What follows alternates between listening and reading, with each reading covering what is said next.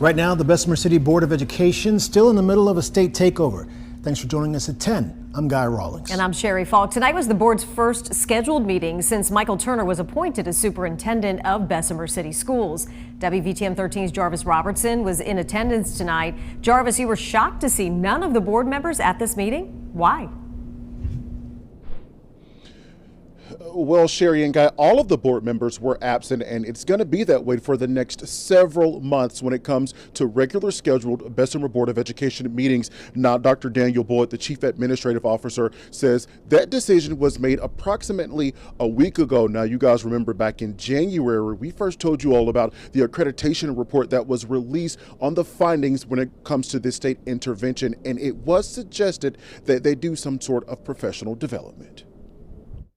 They'll be back here in September. For the next several months, Bessemer City School Board members won't have their normal meetings. Instead, they'll be in training. Because we're in state intervention, Cognia had to come in and review the school system.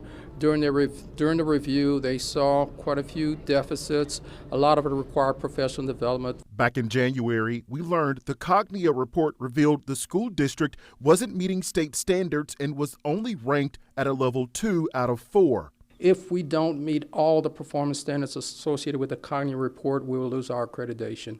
If we lose our accreditations, then our students may not be able to get into certain colleges, and that's so important. Here are the areas Dr. Daniel Boyd says the board is being trained in: boardmanship, 8 traits of an effective board, roles and responsibilities of the board and superintendent, financial and personnel matters.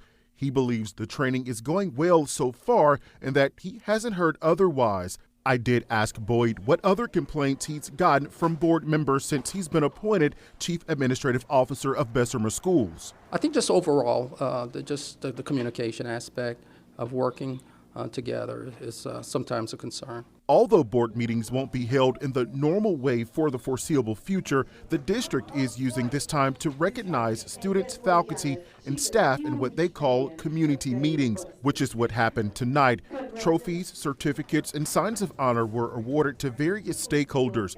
Boyd believes the investment right now will lead to a successful release from state intervention. But I do feel that once we get this training, we'll have a really good board. We'll have a good board meeting. We'll have effective board meetings, and that's what it's all about.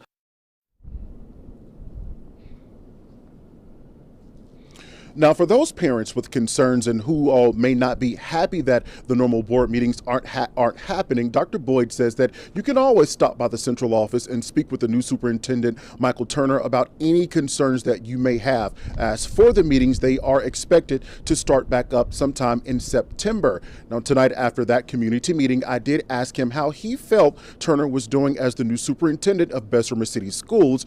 You can hear his response or read his response inside of the free WVTM 13 app. Reporting live in Birmingham tonight, I'm Jarvis Robertson, WVTM 13.